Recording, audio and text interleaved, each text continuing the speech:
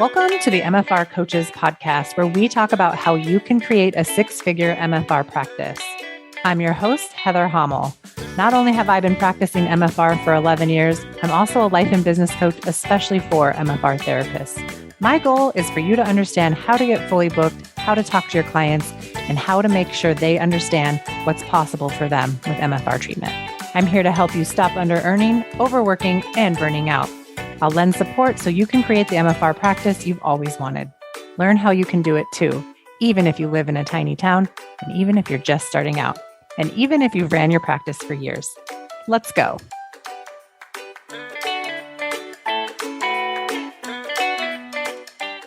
Hey, everybody, and welcome back to another episode of the MFR Coaches podcast. I'm joined today by one of my great friends and special guests, Tara Carrington. Tara is a myofascial release therapist, and she also has lots of other talents, and she works with therapists to explore other things going on with them, and she works with them in a way that I don't. So, Tara, why don't you kind of explain better what it is that you do? And welcome. Thanks, Heather. I am so excited to be back here with you.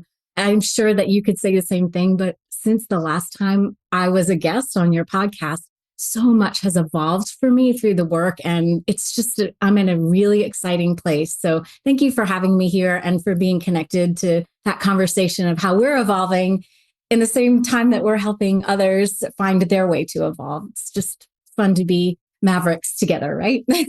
That's right. I was doing a little bit of self-coaching today. I have like a really big goal that I'm working towards. So I'm trying to keep my brain like super on the path where I'm not like in judgment of myself or believing that I can't do something. And I really came to this conclusion of like the benefit for me living in breakthrough is that I bring my clients with me. And I feel like that's kind of what you're saying, you know, like you're in breakthrough, like you're in a really good place right now. And how much of us doing our own internal work to live in that space as much as possible. I mean, we can't live there 100% of the time, but when we are in it, like really accepting, like I'm in breakthrough right now and this feels good. And sharing our wisdom with other people is how we bring other people with us. So tell me more, like what's happening? Right. Part of that wisdom is the modeling of it, right? Like we don't have it all together all the time, and we aren't at the end of our road of what we consider, you know, my favorite things to talk about are artistry and mastery, right? Yeah. So we're not at the end of the road in our mastery either. We are growing through everything that we're doing. And that's a really important piece of evolving as a therapist, as an entrepreneur. You have to be present with the places that feel scary or uncomfortable or difficult or blind, you know, maybe spots or blind spots, get some help. And as you are breaking through, the energy and the modeling is what we're sharing with other people. So it's not only the new wisdom that we gain that we turn around and share, but it's also the modeling process. So thank you for sharing. Oh, that's awesome. So for people that are listening to this, like what point of the journey are people finding you? Like what are the things they're contacting you for help with? You know, at first that was all over the board. And I think that was a reflection of the fact that I had this big, beautiful idea, but I hadn't honed it yet in the way I have now.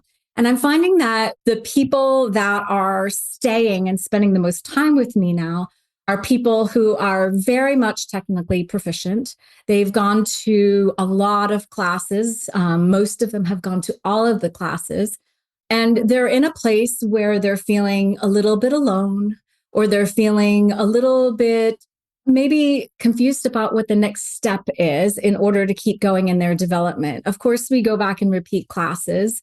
That's a given. We all know that we learn more as we go back and repeat the MFR classes. But there's a lot to be said for exploring, you know, what our intuitive style is and what are the things that are getting in our way? What are the things that we need to unlearn now that we have sort of like as a rote experience, we have the technical education, our hands are intelligent.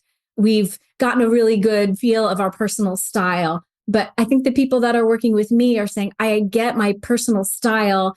I feel a little bit blocked. I'd like to get rid of those blocks. And oh my gosh, all of a sudden these new types of ideas or projects or heart desires are coming to me that I want to incorporate into my practice. And they're just looking for somebody to bounce that around with that really understands the ins and outs of what it means to be an MFR therapist.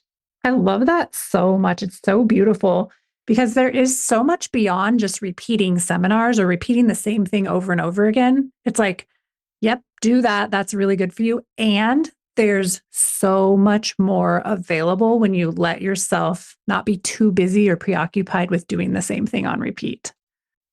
Right. I have two things to say about that. The first is that a lot of the people that I'm working with tend to be more of the deep dive, big feeling, a little bit more towards being introverts. They're not super social in class. They're there with a really deep intention to get as much out of it as they can. And so they're not going and partying afterwards. They're processing afterwards. They're sleeping. They're unwinding. They're aching.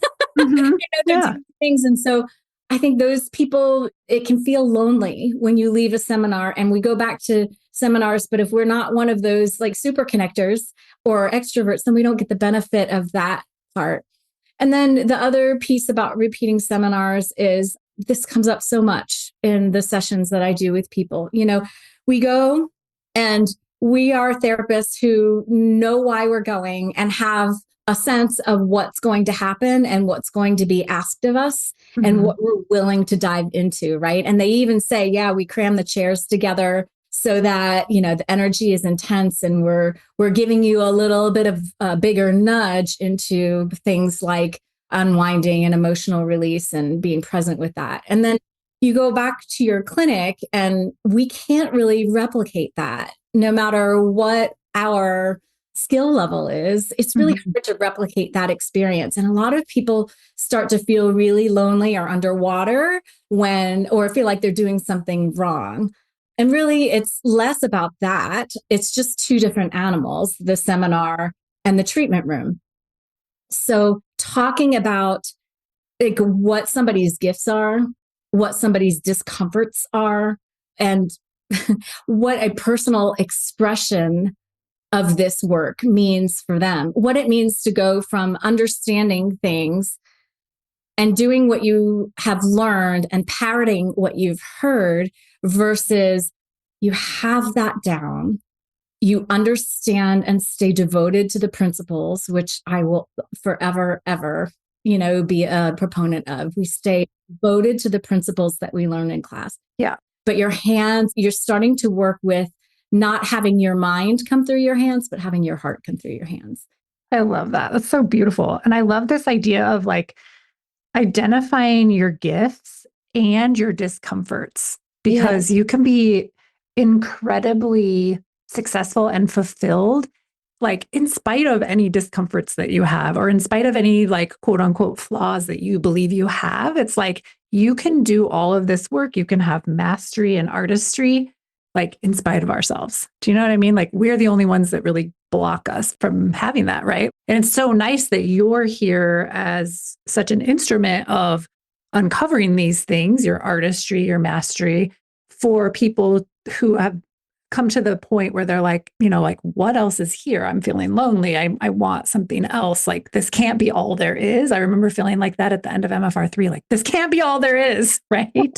Right. And so it's so cool that you've created a business now that focuses on therapists, myofascial release therapists, so that they can really spend time and bounce ideas off of you, but also have that maturity and that guidance that you provide so that they can really uncover what their gifts are, and as well as their discomforts, so they know where they want to live in that realm. So cool.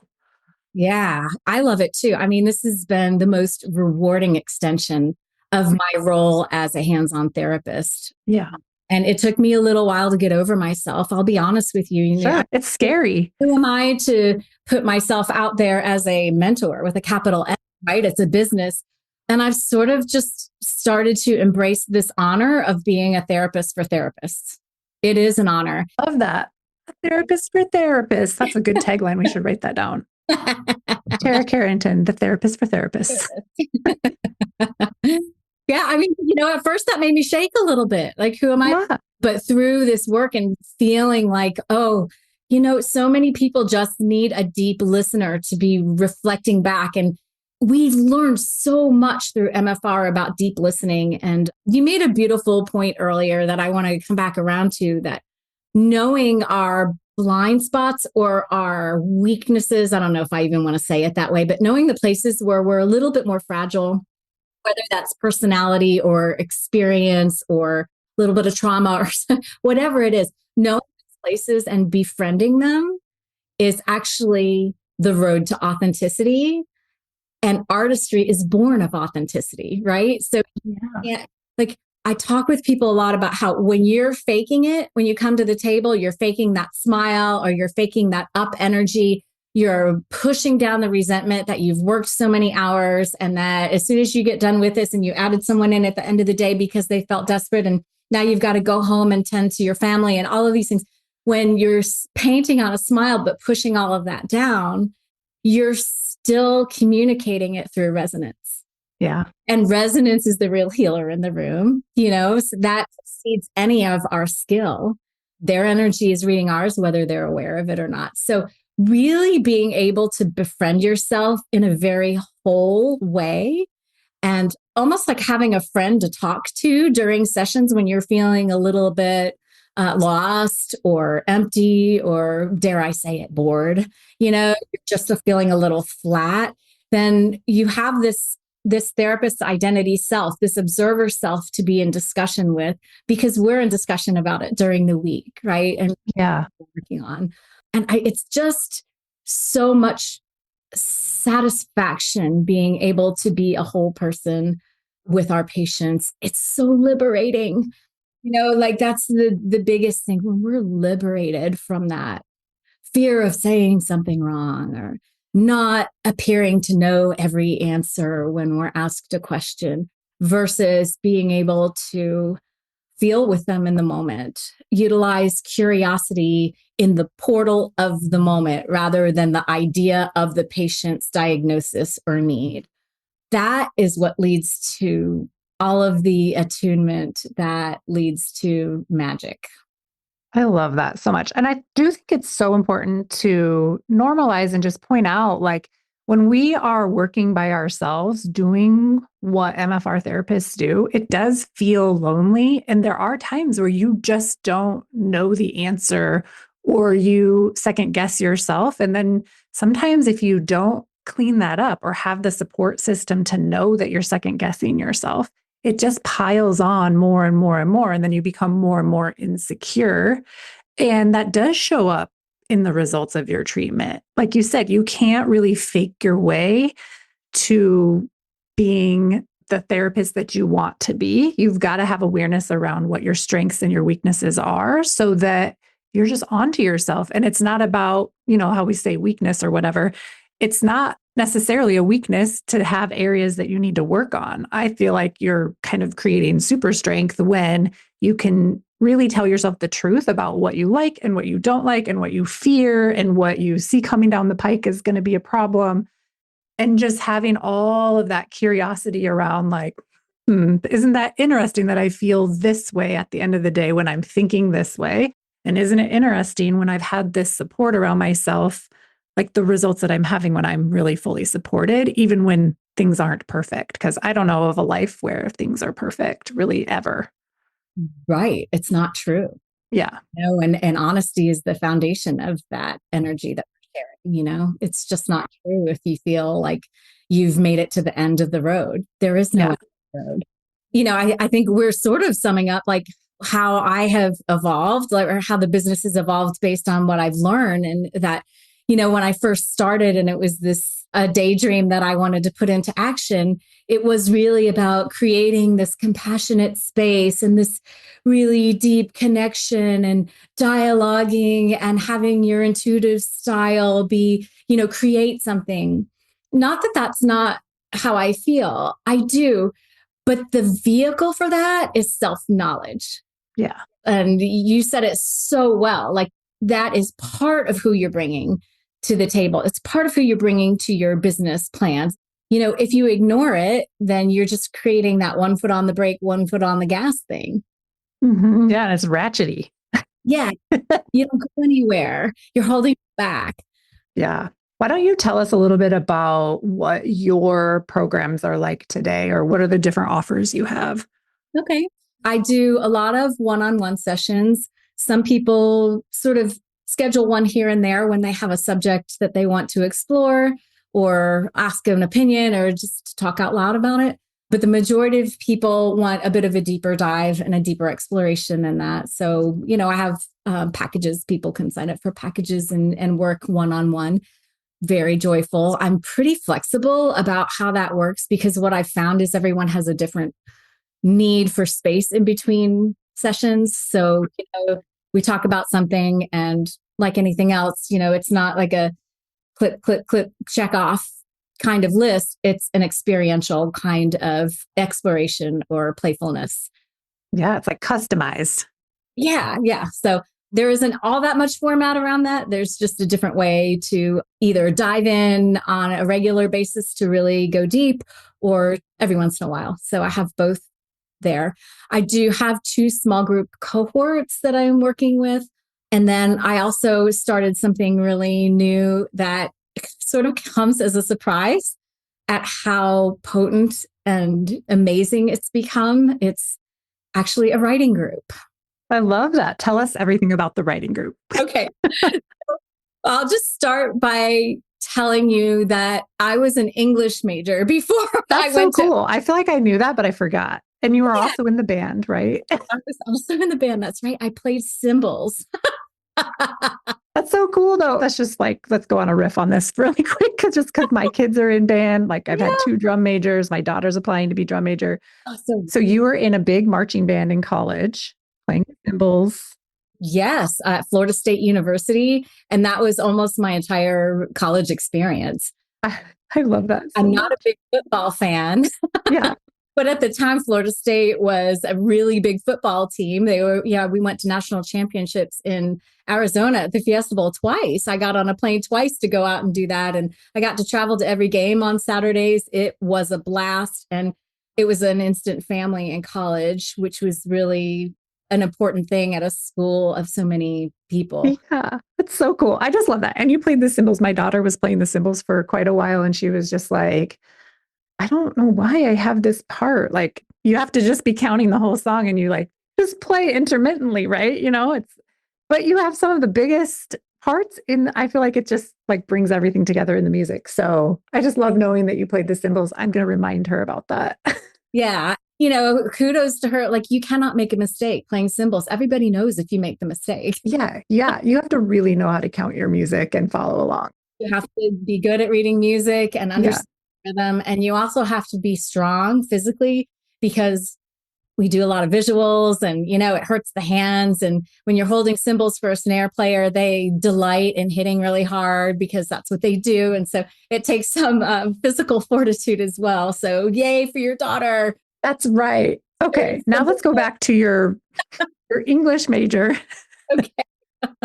And now you have a writing group. Okay. We're tying it together. I'm able to tie things together. Trust me. College writing, second lives, third lives, fourth lives. So all to say is that I've always enjoyed writing and I've leaned on it pretty heavily. And I leaned on it really, really hard when I got sick. I stopped working as a therapist and I was in a little bit of an identity crisis. Who am I? Am I going to still be a therapist? Is there anything else that I haven't explored? And I did that through writing. I leaned really hard on it, but I did something a little different. Instead of it just being a little private conversation between me and my favorite journal, I joined a writing salon. Oh, cool. And a specific method called the gateless method, which is something that MFR therapists understand implicitly. Gateless method starts with a meditation and a grounding so that you are bringing your full awareness into your being, not just into your brain. You're not to be writing from a cognitive space. There's a prompt. You write endlessly until the clock stops, which is usually about 15 minutes. You don't have any worry about grammar or format or anything. You just write your little heart out. And at the end, we share our writing if we want. So in the gateless group that I was in, I was with some really extraordinary writers and I learned a lot. But now I'm doing this with MFR therapists. And let me tell you, the depth of the stories of these beautiful therapists are. It's poetry without having any poet's training. It's deep dive. We can go from a really like evocative, emotional prompt, or like the other day, my prompt was a time you went shopping. And boy, did we have some enormously meaningful kinds of responses to that, Mhm. right? Because what we're doing is we're tying together sort of like the magic that's in the mundane. And we're pulling out stories and learning about ourselves, and also learning about ourselves as people reflect back. So in this method, we do give feedback to the writer, but there are a lot of really concrete rules around how we do that so that we're concentrating on what's working and not doing any criticizing or even positive labeling, like you need to write a book about that or anything. We just let that moment be what it is. I love it. So cool. A really great way for people to come up with, well, first of all, we're working on therapist identity, right? Who we are as a person, how we're bringing that into our role as therapists. Why do you think that's so important to know? Who we are? Yeah, that are like MFR therapist identity. Well, because if you don't have that authenticity, then you're limited in how much you can connect with your patient and be trustable. I agree. Energetically trustable, not only in what we're talking about, but what goes unsaid. I totally agree. The reason I ask you that is because we work on that also in my group in a different way, right? Oh, how do you work on it? It's more like, what is your belief level that you are an MFR therapist? Do you know what I mean? Like, what do you believe about being an MFR therapist? What do you believe about your ability to help people? And we kind of just like test it like on a scale of 1 to 10. What's your belief in this statement? I am an MFR therapist. And I call it like getting into your MFR therapist energy, because if you're not in it and you don't really believe you're good at it, or you don't believe it helps people, or you don't believe you can help people, you're not. Like, and the results are going to show it. Like someone's going to get a 2 out of 10 relief, or they're going to come for 2 visits when they should have had 10. It affects everything: your ability to sell, your ability to treat, your ability to really understand what patients want as well. Yeah. I mean, it starts right there with that whole thought about, who are you? What do you do? Is it a big deal or not? Right. And when you know who you are and you accept the wonderfulness of that, what your superpowers are, and also what some of the pitfalls of that might be, then you can create a business and a style that is in alignment with you. And that authenticity is what creates the attunement, right? Yeah. So one of the things I've learned is like, I do have a lot of therapists that like to work like I do. I would rather work intensively all day. I love the deep dive. I love the emotional complexity. That's just what I love to work with. But I've got some clients that are like, oh gosh, no, I need a new person every hour. My challenge and my joy and delight is being able to shift gears, to have a challenge of being able to see many, many different types of people, to work with different types of things. Oh, I prefer the wellness aspect. It really isn't about emulating someone else. It's about knowing yourself and bringing the best of that to the table, and also being aware of what isn't the best of that and accepting it, like befriending yourself in full. Yeah. Because there's not like a right or wrong. I see this come up for my therapists that I work with that are, maybe heavily trained like in pelvic PT or women's health. And it's like, they don't know where to identify. Am I an MFR therapist or am I a women's health therapist? Or what am I? And I'm like, you're all of it. Yeah. Just because you're a PT or an OT or a massage therapist or a speech and language pathologist, you're not going to erase everything you know about the other training that you have. And even if you have other training on top of myofascial release, they're coming to you for what you provide all around, not just this one modality too. Yes.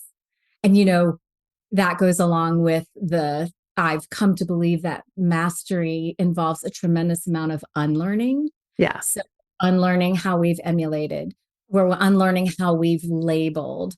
We're starting to look at what it means to merge professional boundaries with radical compassion, right?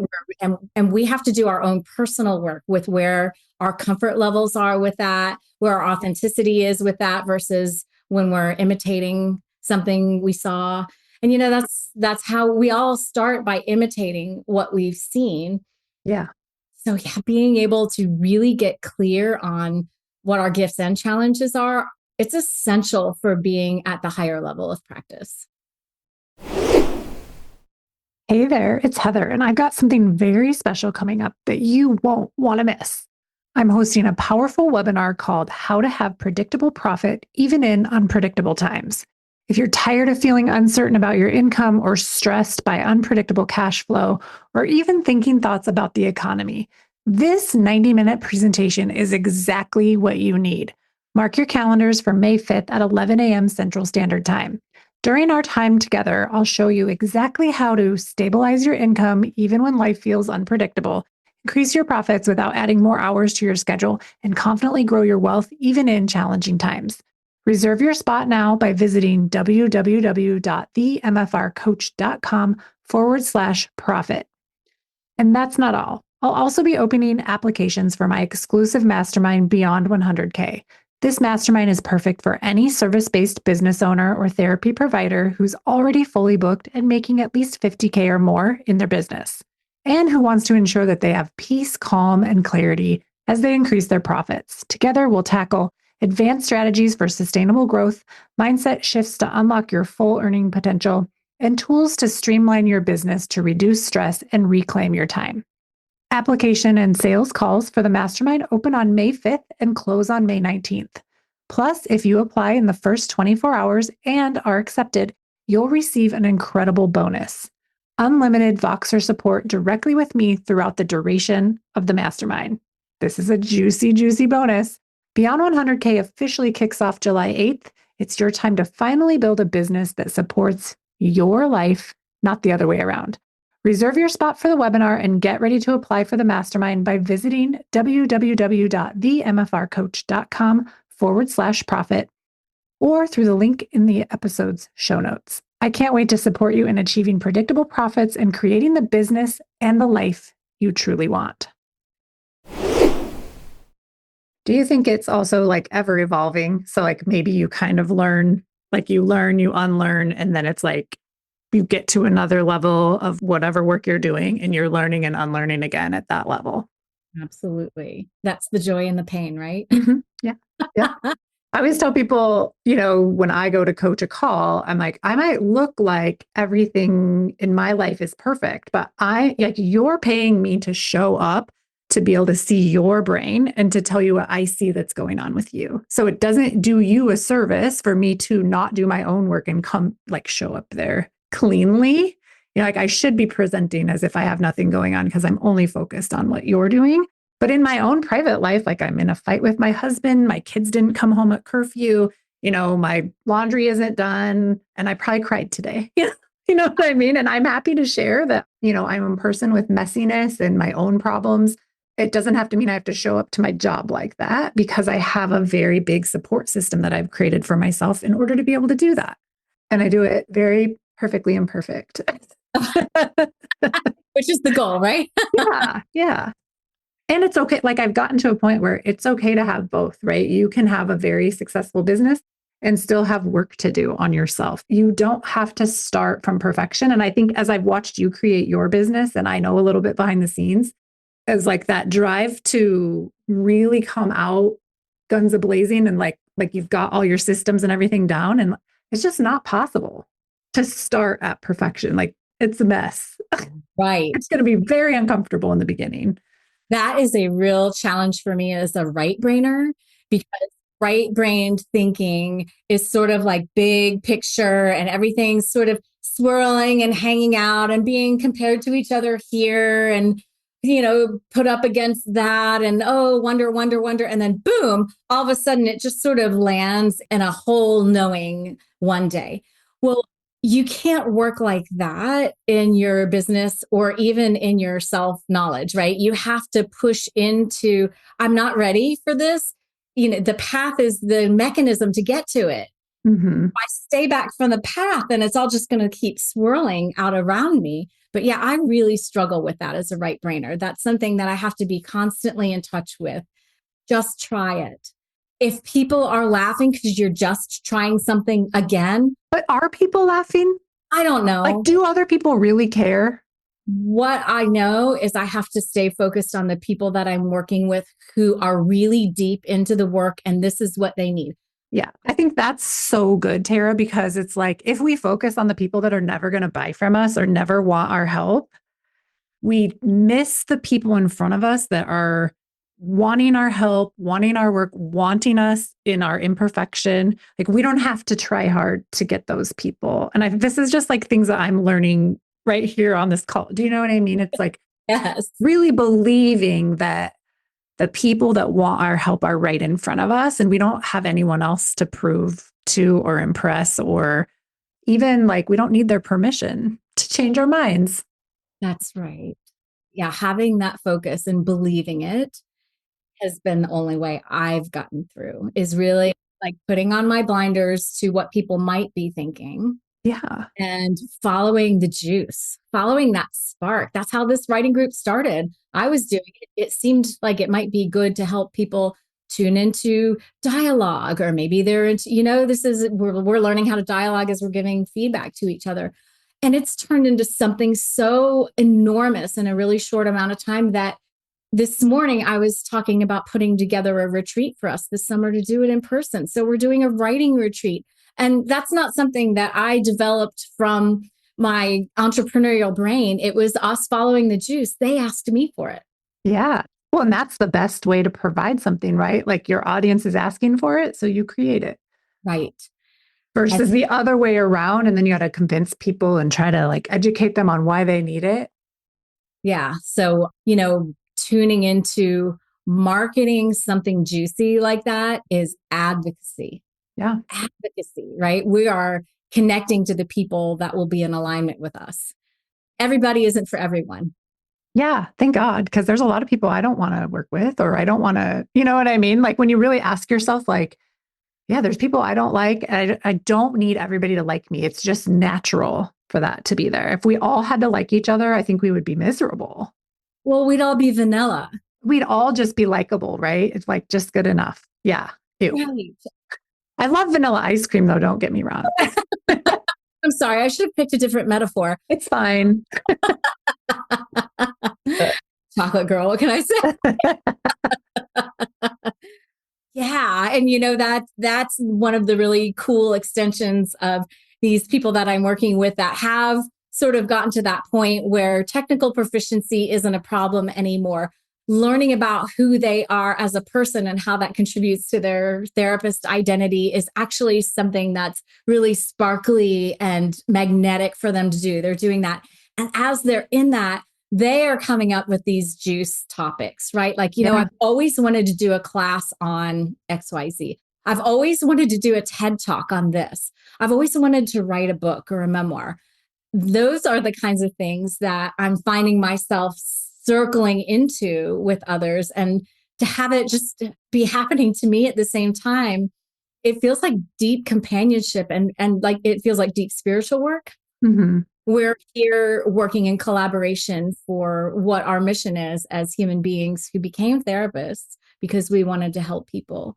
And now that we know a lot more about ourselves and that we accept a lot more about ourselves, we're actually able to fulfill that in a much more holistic, compassionate, and attuned way. Yeah.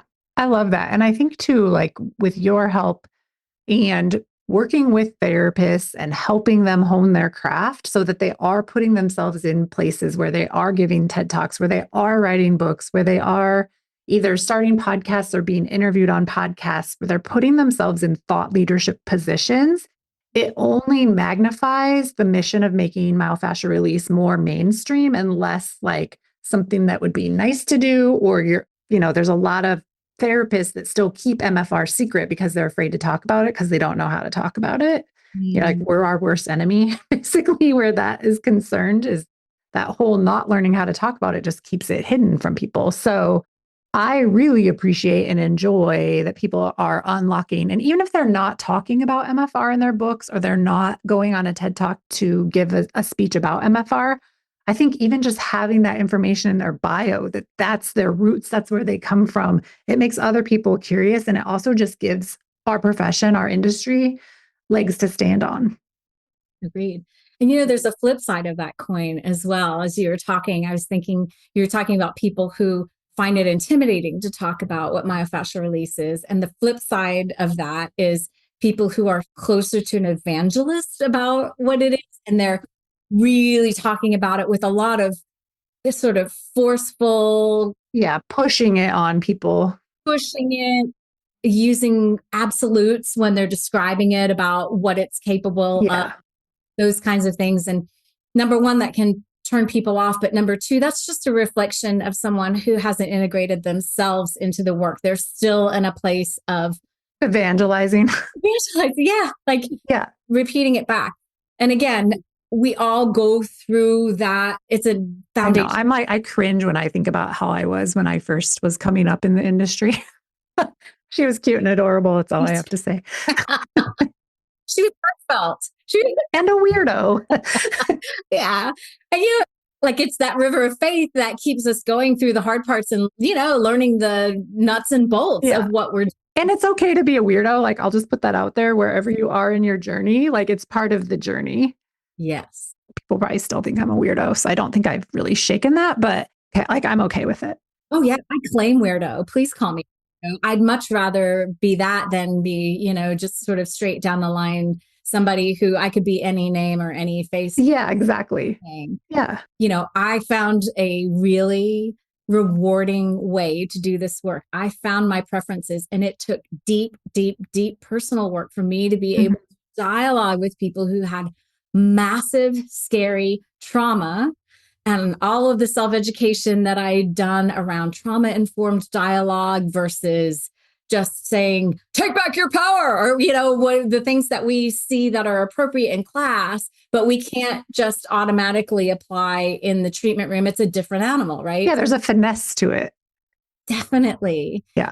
And finesse is about being able to be present, like right there. Right there, and let the moment inform you. Let your education and your hands do what they know how to do, and then surrender to the moment. Yeah, exactly. That's so good. So speaking of taking back your power, how do you feel now in your journey of being a therapist, then having a health crisis and questioning, not knowing? And where are you at now? How did that experience help you step into your power? Well, I got everything taken away from me all at once, right? My business disappeared. My connections disappeared. I really was isolated in a healing experience. And so the exploration of is this the only identity that I have was a couple of years long.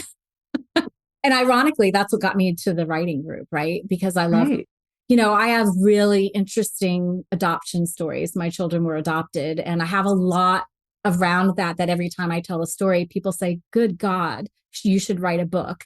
Also, other therapists have said to me, you should write a book. Everybody should write a book. Yes. You don't have to be a writer to write a book. Right. I mean, I've even written a book, so. Books are great. Books are great. I mean, I just think it's so cool to know. When I tell people I've written a book, they're like, you wrote a book? That's so cool. And I'm like, I forgot I wrote the book. I'm rewriting it now, but yeah. Always evolving, right? Yeah. There's always the next thing. Yeah. No static end zone for us ever. Wow. Yeah. There's no end zone. And it's not about doing as much as possible, but it's about constantly allowing yourself to be reinvented, or, like this book I wrote. I wrote that before I ever even coached anyone. And I just think about the audacity that I had back then in October of 2020 when I wrote that, and who I am now and how much better I can make that book now with just life under my belt and coaching under my belt and all the results that have been created, Yes. Sorry, I didn't mean to interrupt you. No, I'm glad you did. That helps me answer your question. I think that what I've started to realize is all of the skills that I have as an MFR therapist matched with all of the deep dive I did into my shadow, the things that I was pushing away and utilizing my work as a therapist to stay blind to or to stay distant from. I had the opportunity to get really close to that. And I think that's how I have evolved into being an MFR therapist through Zoom. Yeah. Which who would have thought? who would have thought that Zoom could be an appropriate place to do the work that we know can be really deep? So I really, the things that I explore now for my own edification really, lean a bit into psychology, into motivation, how to motivate, how to connect. And I think that book is in me. And right. I mean, you're going to have to like just write the book, just write the pages. yes, just start and see where it goes. So I think I've evolved out of that, maybe perfectionism and also reputation. Can I say it that way? Like worried about reputation or like doing it in spite of anyone's idea of what your reputation is? I'm doing that now, but before I really felt like I was pigeonholed into a specific type of therapist that had a specific type of belief system, which led to a specific type of conversation. And I'm breaking out of that a good deal now through my own learning, through seeing that person who does love the rapid hour to hour to hour to hour schedule doesn't mean that they don't know how to connect. And I was judging of that before. Oh, yeah. So, I really come to terms with some of the ways that I was ignoring reality or trying to keep up a performative type of compassion rather than diving into sort of a grittier. I like it. I like it. So I'm not sure exactly where that's taking me. Is it taking me to running writing retreats? Well, we're going to find out. We are. I'm going to do one soon. And so how, like if people are listening to this and they want to be involved with your writing retreat, do you have any information on how they can connect with you or learn more about it? You can always email me directly. I answer all of my emails, and that's Tara, Tara, at taracarrington.com, Carrington. And also taracarrington.com is my website. And just this morning, I am revamping my website to reflect all of these changes we're touching upon today. And I have a survey, or I will have a survey on there. By the time this gets released, I'm sure it'll be up, that asks some questions about, I'm opening another writing cohort. There are some questions around what dates and times would be best. And there's a waiting list. You can just join a waiting list. And I would love to open more than one more cohort. I really would. So just go to my website and fill out the survey or contact me. That's so perfect. Okay. So we'll have also your information available in the show notes so people can contact you. Thank you. Before we go, is there anything else you want people to know that are listening to this? They're MFR therapists and maybe they're new and maybe they're old. Like, what would you say to the new people and what would you say to the older therapists? I would say to the new people, well, I did a week-long thing called Heart Huddle in February of this year. And one of the fun little things that I played with, do you remember Maslow's hierarchy of needs? Mm-hmm. Right? Like, where are you on that pyramid? So for people starting out, understanding that the pyramid does require going to classes, trying what you've seen and heard and felt in class, learning what works for you. And so be mindful and aware around the places that don't really align with who you are, whether that's a personality thing, whether that's a value system thing, whatever it is that feels a little gritty or misaligned for you, write it down, explore it, and just know that as you start becoming aware of what doesn't really feel natural and authentic to you, then you can start doing the work of understanding what is. I love that. That's so good. Yeah. And we need community to reflect that back to each other. So community is part of it. It's talking, having an MFR buddy, being involved in a small group. I'm actually planning on launching a membership later this year that will have that community component and a large discussion group for people who really like a lot of people. But anyway, so that in that first stage, instead of wanting to change things, being in tune with what you would like to change. And then as those skills, the technical skills, the understanding of how to use your hands, the implicit understanding of staying at the barrier long enough, you don't have to be looking at the clock or counting in your head or constantly mantraing, trust the work, trust the work, trust the work, like I did a few years. Once you're past that point and you start having these experiences that they turn into self-efficacy. They turn into, oh, this is who I am. Mm-hmm. This is who I want to be. And then the next level is, well, what do I have to do to get out of my own way? Right. And so you're being aware and observing yourself through all of those. And just my only advice there is just have somebody to talk to about that, whether it's me, whether it's a buddy you met in class that you talk with on the phone once a week, whether it's some kind of formal group. Doing it on your own is possible, but it's really long and lonely. Yeah. That's part of what motivates me to help other people do it with a compassionate companion. I love that.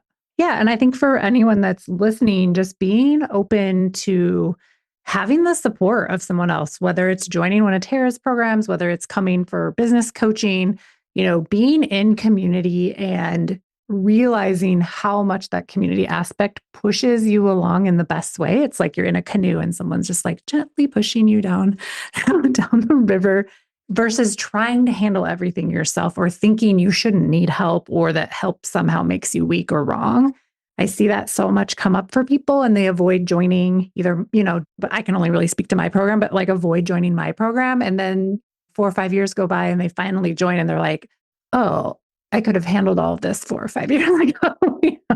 And then they're disappointed for having waited. And it's like, that's also optional. You're right. When you're ready, you're ready. I'm a social hermit. Groups are a little bit overwhelming to me. And I also realized this through my writing process. I harbor this belief that if I take in too much information from other people, then that means that if I try something like that, that I will be inauthentic, that I've got to trudge through this stuff all by my lonesome self in order for it to be real and honest. But what I found is that what we need is somebody reflecting things back to us. And also we need to say it out loud. We need to get it out of our own echo chamber. We need to say it out loud because thinking it feels one way, saying it can feel totally different. When it comes out of your mouth and you have a different perspective. So I am a convert to working in community rather than alone. And even though one-on-one is always my preference and probably my gifts are strongest, I also am really respectful of the necessity of community now. Yeah. And I always tell people like I'm the most like introverted extrovert there is. Like I can show up and coach a group with 55 people on the call or 100 people on the call. And at the same time, like if you put me in a room with 100 people, I would be highly uncomfortable. Mm-hmm. But I can do it, right? Like I choose to put myself in those situations. I choose to be in community with people. I choose to just go through that discomfort because I know that there's a lot of value in it for me and for the people that I'm working with. But I think it's okay to be introverted. Like you don't have to be extroverted all the hours of the day in order to show up for an hour call. Oh, goodness, no. Yeah. How exhausting would that be? And if you're not an extrovert, you're not an extrovert. Right. Yeah. I even put on an in-person retreat, which I thought I was going to die doing. And it was only for like 9 people. And it was beautiful. And I instantly was like, oh, I want to do this again. But it's uncomfortable doing things you haven't done before or doing the thing that you know directly makes you uncomfortable. Yes. Within your window of tolerance, it's really important to know what your window of tolerance is and accept it, like love yourself in that. Yeah. And I keep expanding my capacity for where my discomfort lays, or just expanding the capacity to feel discomfort and still find some sort of enjoyment out of it, or still be able to accomplish what I want to accomplish. Not in like I have to do this, but just in a like, the things that are uncomfortable for me now were the things that I thought for sure would kill me before. Right. Mm-hmm. And so far I haven't died. Thank goodness we need to. Yeah. So it's interesting to see like what I was and wasn't willing to try like 5 years ago and versus what I do every day now. That really speaks to what we were talking about earlier, that the path is where you learn the skills. But if you just hang with the idea and wait to be ready, it's not going to happen. I'm not one of those people who immediately hook, line, and sinker believes you've got to be outside of your comfort zone to grow. I'm a little bit opposite of that. I actually need some nurturing in order to grow. Yeah. A safety net. I like being poked. I like being asked. So I don't automatically go to you have to push and be out of your comfort zone. It's not even like about pushing. It's like about like pressing into the edge of growth. Trying it because the path, it's undetermined where it's going to take you, but you will learn new things if you try. Yeah. And you'll be okay. It's so simple, right? Yeah. I always tell people in coaching, I'm like, so far, no one has died doing any of this. I love it. Please report all deaths to client care. You've got a good track record, Heather. That's right. Well, I'm so glad we were able to have this conversation today. I'm sure you'll be back on the podcast for other things. Love it. In the future. But if you want to just remind everybody again where they can find you, just for people that are like driving in their car and they need to hear it one more time, where can people find you? My website is taracarrington.com. Carrington spelled with a C. A lot of people use a K. taracarrington.com. And my email address is tara@taracarrington.com. And I always answer my emails. Awesome. That's so good. All right, everybody. Thank you so much for joining us and being a part of this awesome conversation with Tara. And I will be back with another episode for you next week. Have a great week. Bye. Thanks for joining me today. If you enjoyed today's episode, please take a minute and rate and review the podcast. I appreciate it.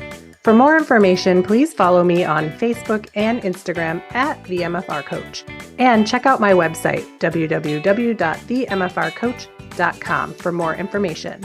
If you are currently not working 20 hours or less and making 6 figures in your MFR business, I want to help you change that. Make sure you tune into the show and get on my email list so you never miss out on important trainings and information. To be the first to find out when we are enrolling next for my 12-month Business Foundations coaching program, get on that email list at www.themfrcoach.com/join.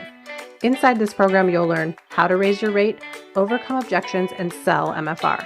You'll become the MFR therapist that never under-earns and never burns out. It's up to us to make MFR mainstream, and it starts with you and your successful MFR practice. See you next week.